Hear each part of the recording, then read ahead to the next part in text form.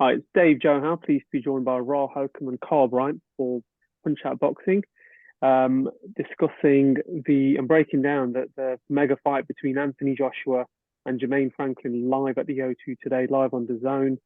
Massive fight for Matchroom Boxing, massive fight for AJ in the UK. And we're just going to give our thoughts on the fight as well and give some predictions as well. So, fight week was upon us. As expected, it's been a media circus, a frenzy. AJ brings in a massive crowd, not just boxing aficionados, also people like Louis Theroux, I've noticed, walking around the Shepherd's Bush yesterday as well, at Westfield. And I think I think you missed him, but he was also at the Wasserman card yesterday at York Hall. So loads of celebrities about. The fight is absolutely huge, despite no belts on the line. Um, Carl, what's your thoughts on the fight, first of all? Yeah, I'm looking forward to it. Um, I think it's kind of, I mean, on paper and looking from the outside in, it's probably a perfect matchup for AJ to come back and try and pick up where he left off a few years ago. Because obviously, I know he's clearly got some demons, but I think it's going to make for an exciting fight. There was, age old adage of styles make fights, and I think this will be that. Um, Jermaine Franklin looked good against Dillian White, but I think this will be more of an explosive battle between the two. Yeah, I mean it's something that um, AJ fans and boxing fans are looking forward to, aren't they? Hopefully, an explosive fight, more AJ on the front foot delivering bombs. Raw, what about yourself? How do you break this fight down? Yeah, I don't see it the same way Carl does. I don't think stylistically, I don't think Franklin is the sort of fighter I'd want him for his comeback. I think he needed someone who he can destroy um, and look good doing so. Franklin, he's a classic Afro-American boxer puncher from the Northeast. Very slick, technically very good. I wasn't surprised by how much difficulty he gave Dillian White. So although I expect AJ to win and win with that devastating stoppage, I think for a few rounds he might look like he's having problems with Franklin. I think Franklin's got the skill set to give AJ some problems, and it won't be a big deal in the greater context of AJ's rebuild, but just in terms of the media perception, if he has 2 or 3 rounds struggling to catch up with him, yeah, there'll still be those question marks, which is what's plagued his recent career, in terms of his mindset, because he does obviously feel like he hasn't got the respect he deserves. So I would have preferred, as the first fight back after back-to-back losses, a slow, plodding heavyweight with a good record, but slow and plodding. So basically target practice for AJ's combos. I don't think Franklin provides easy target practice. I mean, there is a lot of riding on this for Anthony Joshua. One of the quotes he said to Boxing News was, "I must do better," and that's in media week as well. So there's a lot riding on this, guys. Blunt question here, but if he loses, um, is his career over? I personally think it is. Just because, like, Ra's absolutely right in what he's saying. I think that the standpoint I'm trying to come from is that I just feel that AJ has a far better skill set than Jermaine Franklin. Um, but we'll obviously get into who I think is going to win the fight and what the reasonings are for that. But I think AJ is his own biggest enemy at the moment. He's definitely one of the most skillful, if not the most skillful boxer within the heavyweight division, in my opinion. Obviously Alexander Usyk aside. Um, but yeah, I do think it's over, and it really depends on how he loses. If he does lose tonight, I think that's key. Yeah. What about yourself, Raw? Because it looks as though it's a make or break fight, isn't it, for AJ? Yeah, I'm never quick to write fighters off based on defeats, even ones that AJ's age, he's what, 33, which is still probably prime for a heavyweight. Again, depends on the manner of the defeat. If he gets stopped or, God forbid, knocked out, then you'd have to say yes, because it means his punch resistance has completely gone, at least at the top level. But again, if Franklin puts on a slick boxing masterclass and outboxes AJ and gets a decision, I don't think it is the end of his career, because we don't actually know what Franklin's ceiling is. That's true. Because he's only lost the one fight, which some say he was unlucky to lose to, against Dillian White. So if Franklin does outbox AJ and then goes and outboxes Hrgovic and Dubois and some other top contenders, then actually it don't look like it's over for AJ. If he then goes and gets blasted out by lesser names, then you'd have to say, yeah, AJ is finished at the top level. But yeah, I think it's still too soon. We don't know how good Franklin really is. So I'm not going to write a fighter off based on defeats. Especially not someone with AJ's natural gifts. It might just come down to it being styles make fights. But like I said, it depends how good Franklin really is.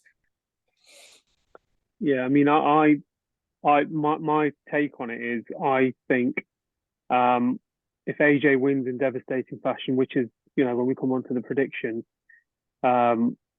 which I think he will, and then I'll go down in the rounds and when it will happen, but the door will be wide open for AJ. So a win will be needed. That could open up the doors to the Fury fight and an Usyk rematch, Daniel Dubois, Joyce. And I think today's really vital in how he wins and the manner in which he wins as well. And I think this week as well, he's taken on an underdog mentality. As in, he's one of the other quotes he said this week, and I'm only paraphrasing it, was he didn't really want to fight at the O2. He wanted to fight in big arenas, like to go from Wembley Stadium. The last time he fought in the O2 was against Dominic Breazeale, and we know how that ended. He's had a perfect record at the O2, even Dillian White, when he beat Dillian White by TKO as well, or KO, sorry. So he's had a fantastic run at the O2. However, I felt that this week he's been treating it like he is the underdog, and I think that's a good mentality to go in. What do you think of that, guys? Yeah, his mentality plays a huge part in this. I think if that's definitely the one that he kind of needs to take, because I think lots of people have not just questioned this about AJ, but I think it's quite easy to question a champion's motivation. Once you've got to the top, you've been through everything, especially the way it happened with him, because it was kind of just out of nowhere. He was blown up by Sky Sports, become a huge media personality, celebrity, everything kind of overnight, really.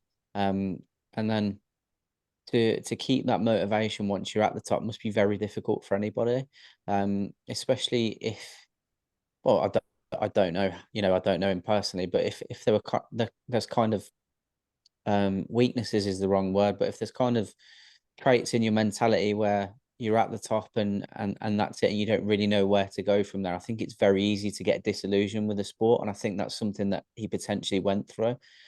So maybe taking that underdog approach is something that he needs to do, because if, for me, the perfect AJ is, I know it's difficult to do it because of the elite level that he's at, but it's going out and trying to blast people out. That's, for me, that's the perfect game plan. Once he obviously got stopped by Ruiz, etc., you start to become a bit conscious that you can't take shots like that, and obviously it alters the way you fight.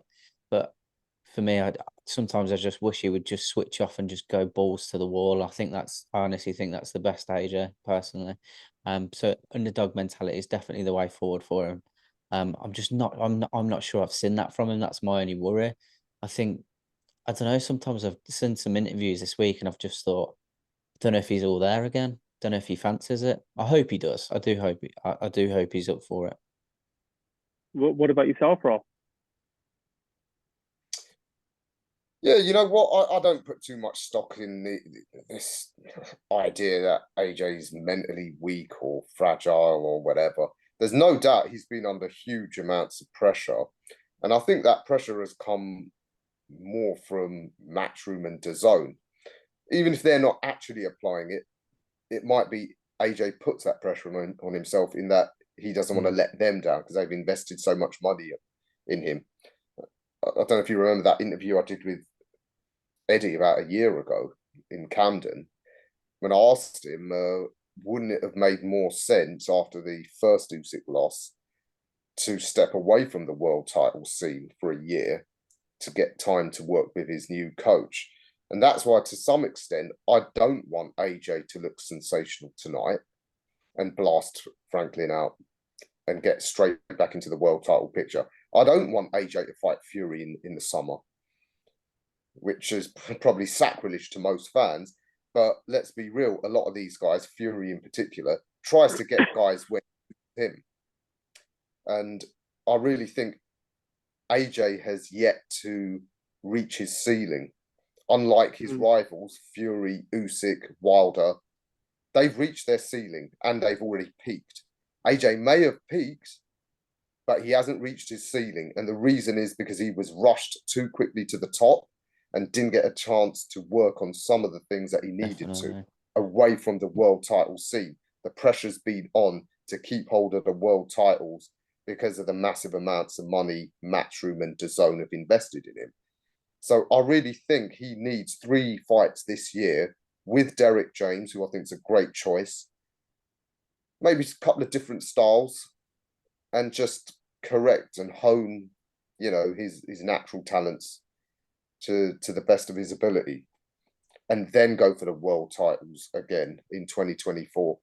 But this talk of going in with Fury again, I think is extraordinary what AJ's done, considering he's not had that space to learn the professional game fully. So I don't think AJ's mentally weak at all. I think, if anything, it shows how mentally strong he is. And it also shows he's got a remarkable ability to keep improving even in his 30s. Because in the Usyk rematch, he had improved. And yeah, you know, James is very happy with him, and I think he's a great choice. We've seen with Jermell Charlo, he's got a guy who doesn't have the best technical ability and IQ, but has tremendous athletic ability, and he's got the most out of him. But he's had Jermell Charlo for a couple of years now. I think just one fight against a tricky opponent and then going in with Fury, I think it's a bit of a rush. I'd like AJ to, after dealing with Franklin, a couple other guys who are good but not too dangerous, 2024, then I think AJ will be peaking. Yeah, I mean, you're right about one thing about, you know, being rushed into the world scene. However, you know, from the Olympic scene as well, he's always carried himself well, in my opinion, in terms of being a great role model for the sport, fantastic ambassador to children, and even things with the Black Lives Matter movement. I think that was absolutely brilliant what he did. You know, he stood up for a cause and he believed it, and you know, hats off to him. Many athletes wouldn't do that kind of stuff, but he did. And I think he's winning the public back. And I'm with you, Ra. I don't think he's mentally weak. If anything, to get into another title fight after a loss, hats off to him. You know, I don't think he's weak. I just think there's things that, you know, I think he overthinks things. Do you know what I mean? I think you're both right. I think he puts a hell of a lot of pressure on himself. I really do. But I absolutely agree with both of you with regards to getting back into title fights, etc. It's why he's kind of won me over. You know, I'll be open. Yeah. I've never been a huge AJ fan. Like I said, I've been a big fanboy of Dillian White, so I've always looked at him as the rival, and that's literally it. But he's definitely winning me round because of the way he's conducting himself and coming back. Yeah.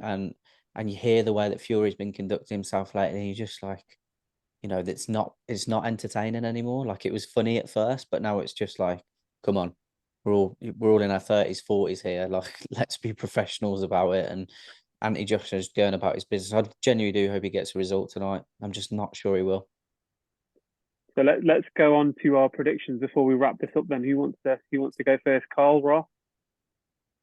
I'll let you guys go first.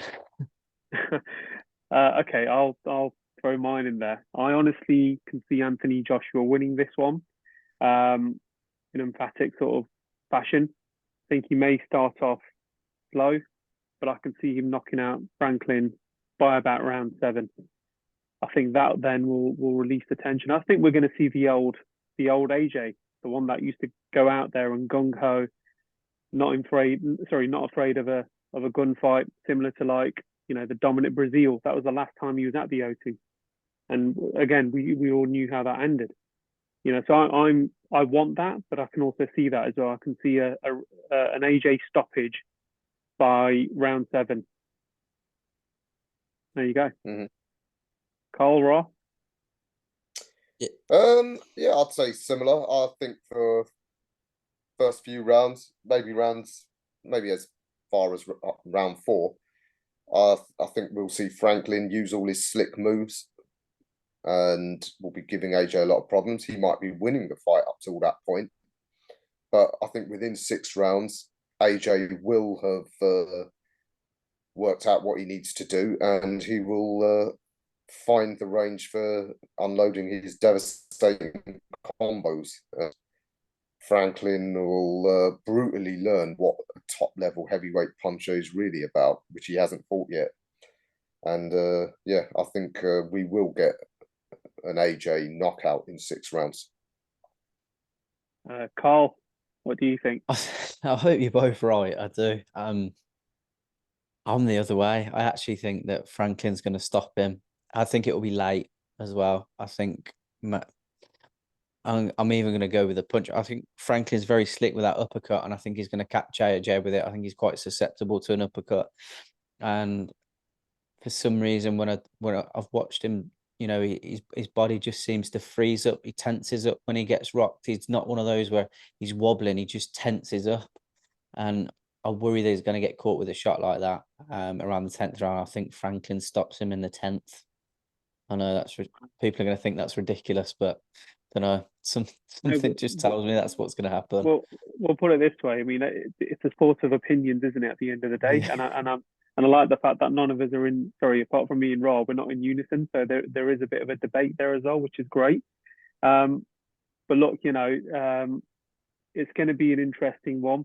Some people that I know have said things like, "Oh, I'm not going to watch that." There's no titles on the line. They'll be watching it. This is a massive fight. Let's not make any bones about it. This is a huge fight because this could then shape what happens next. I can't see it, but would the WBC then force a fight between I don't know, Fury and Usyk, or would Fury have to vacate? We've seen how that happens, don't we, with Canelo and holding on to the title, but he actually defends it sometimes as well. So I think, would Fury then have to fight another challenger? We don't know, but tonight's fight could shape what happens next. Absolutely massive. But just before we wrap things up, what's the plan for next week then, guys? Raw, I know you're over to if you want to talk about the show that you're at next week. Yeah, I'm going to our friends TM14 Promotions and Peacock Gym. They've got their joint venture, the so-called micro hall events, i.e. professional card, but actually at the Peacock Gym. So very limited numbers. Great idea that they've put together there in association with Mo Pryor, because as they pointed out when we spoke to John last time, not all fighters can sell a lot of cards, tickets for cards, but they still need to get out. So this is a great idea for guys who just want to get out. So that'll be the first of their little private in-house cards that I'm going to go to. So yeah, that's Easter weekend.